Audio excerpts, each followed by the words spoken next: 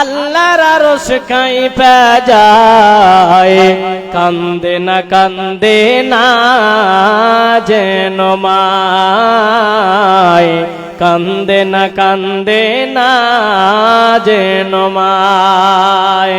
মায়ের চোখে ঝরলে পানি আল্লাহর আরশ কাঁইপা যায়, কান্দে না যেন মায়, কান্দে না যেন মায়। বিদেশের মাঝে যদি সন্তান মারা যায়, সবার আগে জানেন তাহার জন্ম দুঃখী মায়। সেই মায়ের কষ্ট কেহ দিও না এই দুনিয়ায়, সেই মায়ের কষ্ট কেহ দিও না এই দুনিয়ায়, কান্দে না যেন মায়, কান্দে না যেন মায়। সন্তানের জন্য মায়ে করলে মুনাজাত, ফিরাতে পারেন না প্রভু মায়ের দুটি হাত। সন্তানের জন্য মায়ে করলে মুনাজাত, ফিরাতে পারেন না প্রভু মায়ের দুটি হাত। মায়ের পায়ের নিচে বেহেশত, মায়ের পায়ের নিচে জান্নাত, এই কথাটা ভুইল না। কান্দে না যেন মায়, কান্দে না যেন মায়। মায়ের চোখে ঝরলে পানি আল্লাহর আরশ কাঁইপা যায়, কান্দে না যেন মায়, কান্দে না যেন মায়। 5000 টাকা বাড়ি কোথায়? দক্ষিণ মহম্মদপুর।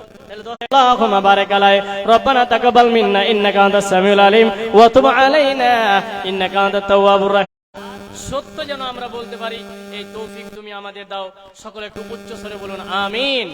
আল্লাহ যারা এই মজলিস এটাকে করেছেন আল্লাহ তুমি তাদেরকে কবুল করো, সকলে বলুন আমিন। আল্লাহ মাদ্রাসার কমিটিকে তুমি কবুল করো, সকলে বলুন আমিন। আল্লাহ যতজন এখানে বসে আছে তুমি তাদের আল্লাহ যেন সকলকে নেক হায়াত দান করেন, সকলে বলুন আমিন। ওয়া আখির দাওয়ানা আনিল হামদুলিল্লাহি রাব্বিল আলামিন। যদি ভাষাগত ভুল হয় ক্ষমা করবেন, হাদিস ও কোরআন থেকে যদি ভুল হয় আল্লাহর কাছে ক্ষমা চাই। যাই হোক, বলার অনেক কিছু ছিল, এখান থেকে শেষ করলাম। পিছনে আপনাদের দক্ষিণ দিনাজপুরের বক্তা আছে, আপনারা ওর শোনেন আর ওনার হাতে দান করেন, ওনার কাছ থেকে দোয়া নেন। এখান থেকে শেষ করছি। আসসালামু আলাইকুম ওয়া রাহমাতুল্লাহ। আসসালামু আলাইকুম। আসসালামু আলাইকুম। ঠান্ডা শীতের রাত্রে আপনারা কষ্ট করে বসে আছেন, ইনশাআল্লাহ এই কষ্টের কারণে আপনাদের সব গুনাহ যেন আল্লাহ রাব্বুল আলামিন ক্ষমা করে দেয়। আর মুক্ত হস্তে দান করবেন। আমাদের এই মাদ্রাসা এখানে চলছে দিনই বুনিয়াদি তালিম এখানে আছে, যে তালিম না হলে আমাদের ইসলামী থাকবে না। এই জন্যই মাদ্রাসাকে জোরশোর দিয়ে করা হয়েছে। আমাদের নতুন যুবকেরা নতুনভাবে কাজ শুরু করেছে, তাদের হৌসলা যেন আল্লাহ আরও বেশি বাড়িয়ে দেয়, তাদের হাতে যেন বরকত দেয়। আপনারা মুক্ত হস্তে দান করবেন। এখন আপনাদের সম্মুখে ইমদাদুল হক সাহেব মাজহারি, দক্ষিণ দিনাজপুরি, উনি ভালো বক্তা, ওনাদের বড় বড় মহফিলে ওনাদের প্রোগ্রাম হয়, উনি এখন আসবেন। ফজলুত শেখ ইমদাদুল হক মাজহারি, দক্ষিণ দিনাজপুর। একটু আপনারা এইখানে ওখানে দাঁড়িয়ে না থাকে, এত সুন্দর একটা মহফিল, এত সুন্দর বক্তব্য এখানে বক্তারা রাখে, আপনারা দাঁড়িয়ে আছেন, এটা খুব মানে একটা খারাপ লাগে। তো দয়া করে প্যার মোহাব্বতের সাথে বলা হচ্ছে আপনারা একটু এগিয়ে আসেন, বসেন, বক্তারাকে বক্তৃতা দেওয়াতে তাদের একটু সহযোগিতা হয়। আর যারা এইদিকে দাঁড়িয়ে আছেন সামনে, তা আপনারা একটু এসে বসেন, বসে যান ভাইরা, বসে যান। এইরকম মহফিল আর পাবেন না। এরকম মহফিল, দিন ইসলামের মহফিল, ওয়াজ নসিহাতের মহফিল, কোরআন হাদিসের মহফিল, এই মহফিল মানে বিভিন্ন জায়গায় আপনারা পাবেন না। ওই জন্য আপনার এদিক ওদিক না বেরিয়ে বা এদিক না খাড়ি হয়ে আপনার তাড়াতাড়ি বসে যান, এখন বক্তব্য শুনেন। मौलाना की खिदमत में एक शेर अर्ज है, जरा मौलाना समायत फरमाएं और आप हजरात भी कि जनाब मौलाना आपसे मुखातिब हूँ ये कहकर कि चला तीर अपनी जो बेहतर तेरे कमान में है, किसी की आंख में जादू तेरी जुबान में है। माशाअल्लाह। शुक्रन जज़ाकल्लाह खैर। ना अस्सलामु अलैकुम व रहमतुल्लाहि व बरकातुहू। इन्नल हम्दलिल्लाह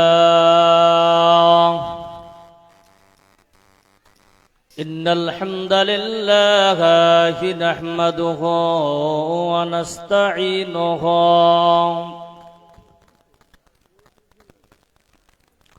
ونعوذ بالله من شرور أنفسنا ومن سيئات أعمالنا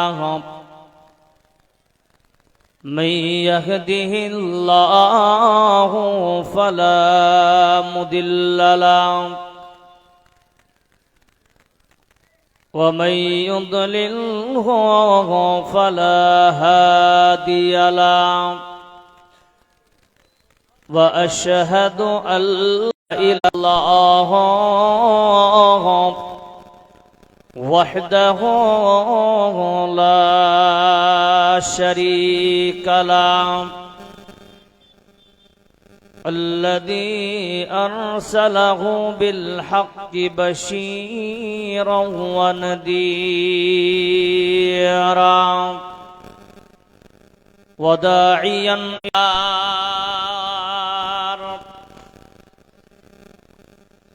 أعوذ بالله من الشيطان الرجيم الله الرحمن الرحيم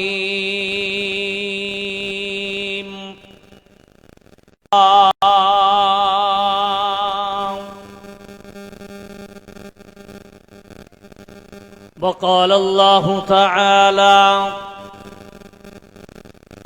الذي خلق الموت والحياة ليبلوكم أيكم أحسن عملا وهو العزيز الغفور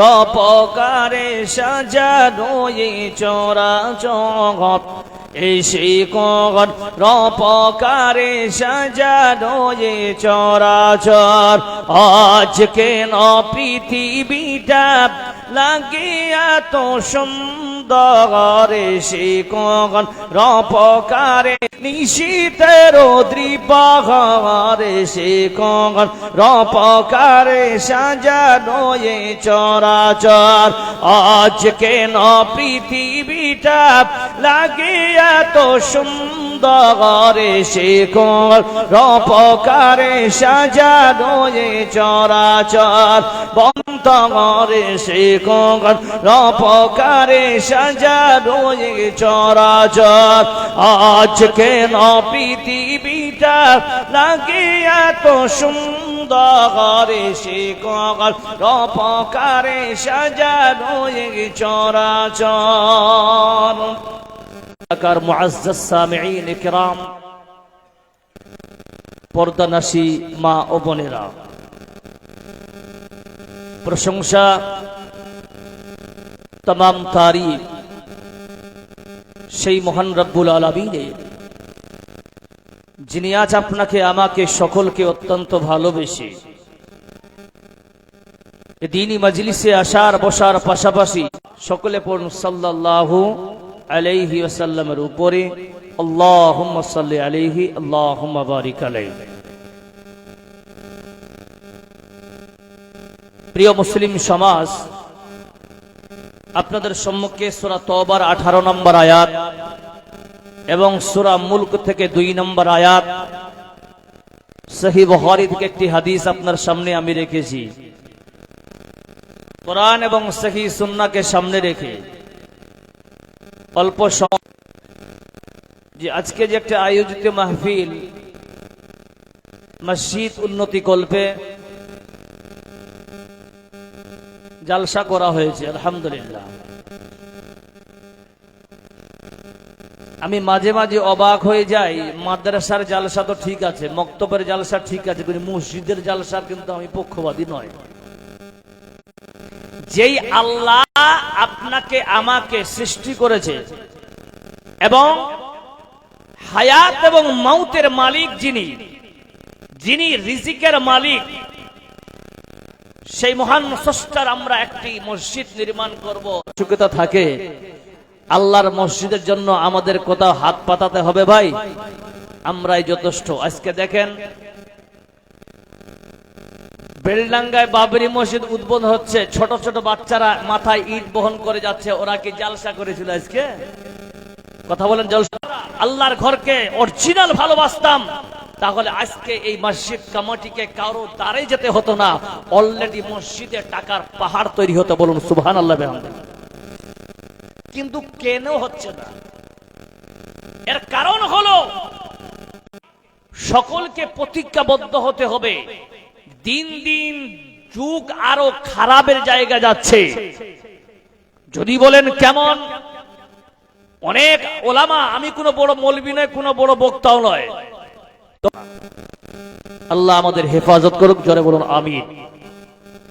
প্রিয় মুসলিম সমাজ, যদি আজ আপনাকে বলা হয় বারবার করে মুয়াজ্জিন 5 বার আযান দেয়, অথচ আজ পর্যন্ত আমরা ওই আজানের পূর্ণাঙ্গ ভাবে আমরা কেউ সাড়া দেওয়ার জন্য একুরেট দাঁড়িয়ে যাই না, বলছে নামাজ পড়বো পড়ে। সুধী মণ্ডলী, পৃথিবীর বুকে যদি জাতির দিক থেকে আপনারা মনে করেন সব থেকে সংখ্যায় বেশি বর্তমান এখন মুসলমান, বলুন সুবহানাল্লাহ। কিন্তু লাটখোর এবং এই মুসলমান জাতি লাট খাচ্ছে, জুতো খাচ্ছে, এরাই লাঞ্ছিত, এদের মেয়ে ধর্ষিত, সব এরাই কেন? কারণ টার্গেট হচ্ছে আমাদের নেস্তনবদ। জি না সুধী মণ্ডলী, এখনো আমাদের কাছে ব্যাপক সময় আছে। আমরা যদি আল্লাহ এবং রাসূলের তরিকা মতো নিজের জীবনকে বাস্তবায়ন করতে পারি, ইনশাআল্লাহ একদিন না একদিন আবার আমাদের জয় আল্লাহ করবেন। বলুন নারে তাকবীর, যারা নারে তাকবীর, আর একবার নারে তাকবীর। যারা দাঁড়িয়ে আছেন ইয়াং জেনারেশন, তোমাদেরকে বলি প্লিজ তোমরা একটু বসে যাও, এই জায়গাটা ছেড়ে বসে যাও ভাই। যদি আল্লাহর সঙ্গে মহাব্বত থাকে তাহলে বসে যাও, আর যদি মনে করো না আমরা খাড়ায় থাকা লোক, কারণ আমরা বিচিত্রা অনুষ্ঠানে বেশি যাই, তাহলে আউট অফ জালসা। সুধী মণ্ডলী ভালো করে শুনেন। এবার আসেন, এই মসজিদকে কেন্দ্র করে আল্লাহ সুবহানাহু ওয়া তাআলা বলছেন, বিসমিল্লাহির রহমানির রহিম,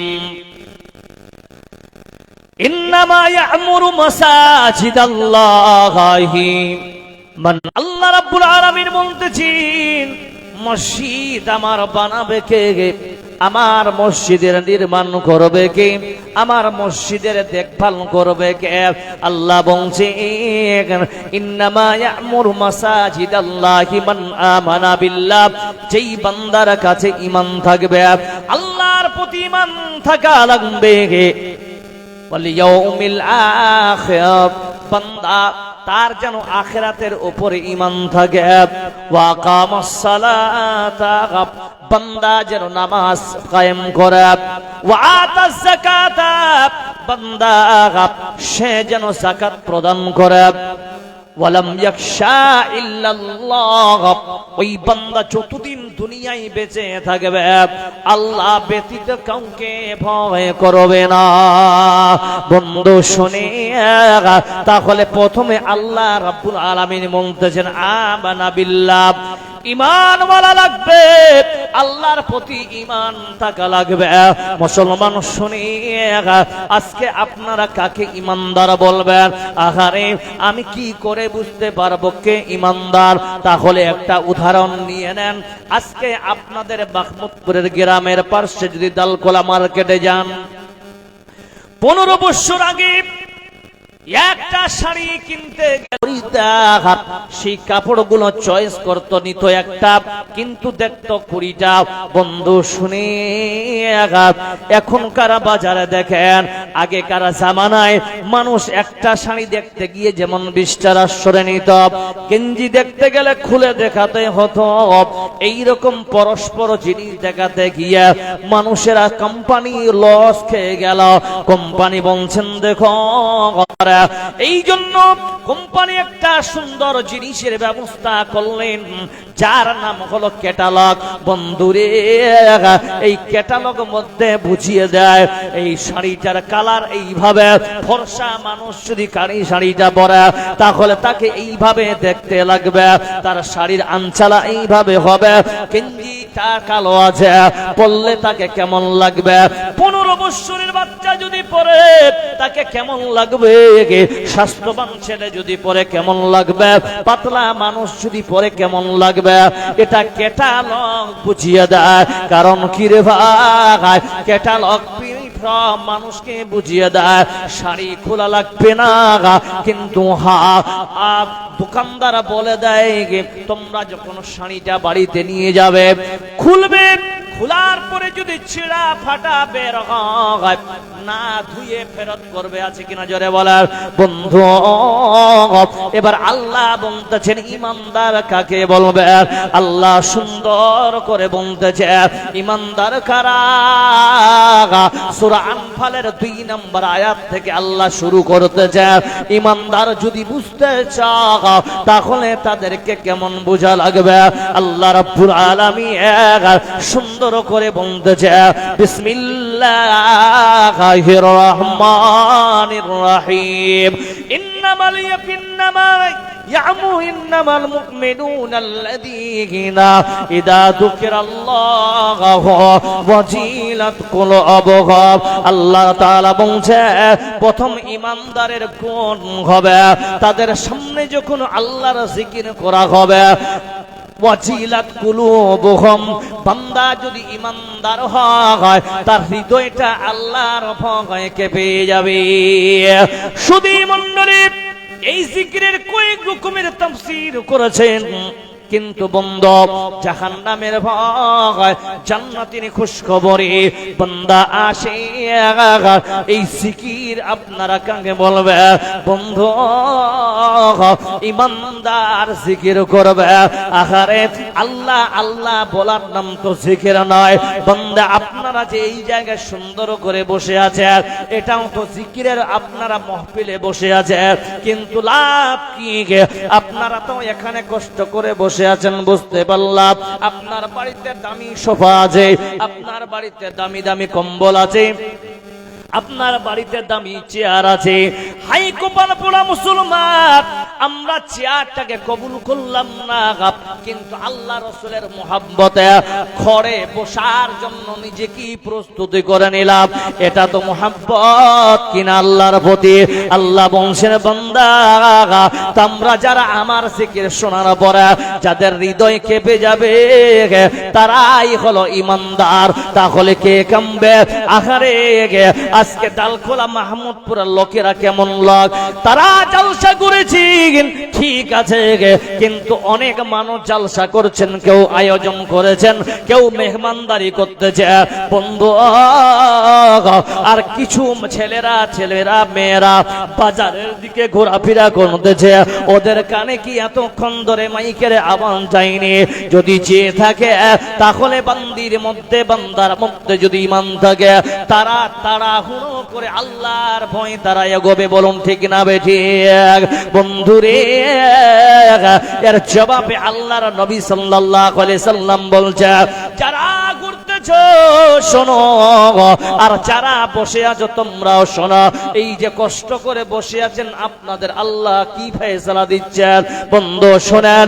আল্লাহর নবী জনাবে মুহাম্মদ রাসূলুল্লাহ সাল্লাল্লাহু আলাইহি ওয়াসাল্লাম আন আবি হুরায়রা রাদিয়াল্লাহু তাআলা আনহু قال قال رسول الله صلى الله عليه وسلم انا عند سني আল্লাহর নবী বলতেছেন, এই যে আপনারা এই জায়গায় বসে আছেন, আমার বাপেরা, ভাইরা, কাকারা, এই সুন্দর মাহফিলে যে বসে আছেন, এই জায়গায় বসার পর রহমতের ফেরেশতারা ডানা বিছিয়ে বসে আছেন, বলুন সুবহানাল্লাহ। আল্লাহ রহমতের ডানার ভিতরে আপনি আছেন। আল্লাহর নবী অফার দিতেছেন, উম্মত তোমরা শুনে নাও, আনা ইনদা সান্নি আমদি বিগে। আল্লাহ তাআলা বলবে, ফেরেশতারা রে, মাহমুদপুর গ্রামের লোকেরা জালসা শুনতে যায়, ওদের মনে মনে কি ধারণা করতেছে, ধারণা আপনারা অনেকে এখানে আছে যারা মনে মনে ধারণা করতেছেন, আল্লাহ আমি তো বড় পাপ করে ফেলেছি, মা বাপ আমাকে ক্ষমা করে দাও, তোমার কঠিন জাহান্নামের ভয় আল্লাহ আমার তো আর ছাড় নাই, মাবুদ রে তুমি কঠিন জাহান্নাম থেকে আমাকে বাঁচিয়ে দিও। এই রকম ধারণা নিয়ে বসেছে আল্লাহর নবী বলতেছে, এই রকম যখন বান্দা ধারণা করবে, আনা ইনদা জান্নি বিহি, আমার বান্দারা আমার ব্যাপারে কি ধারণা করতেছে, ওই জায়গায় আল্লাহ ফয়সালা দিতেছে, আনা বান্দা তুমি জাহান্নাম থেকে পরিত্রাণ চেয়েছ, আমি তোমার সঙ্গে আছি, বলুন নারে তাকবীর। দুই নম্বরে ফাইন যাকারানি ফি নাফসি, বান্দা তুমি আল্লাহকে মনে মনে জিকির করে বলে হাব। আল্লাহ বলতেছেন যাকারতু ফি নাফসিহি, নবী বলতেছেন, আল্লাহ বলছেন ওই বান্দাকে আল্লাহ মনে মনে জিকির করে, স্মরণ করে। আল্লাহর নবী বলতেছেন তিন নম্বরে, ফাইন যাকারানি ফি মিলাইন, বান্দা যদি ভরা মাহফিলে আমাকে স্মরণ করে, যাকারতু ফি মিলাইন খায়রুম মিনহু, ওই ভরা মাহফিল যেটা আল্লাহ কবুল করে, ওটা দ্বারা ওই বান্দাদেরকে আল্লাহ কবুল করে নাই, জোরে বলুন নারে তাকবীর। খাবে গফলত মে সোয়ে হুয়ে মুমিন, খাবে গফলত মে সোয়ে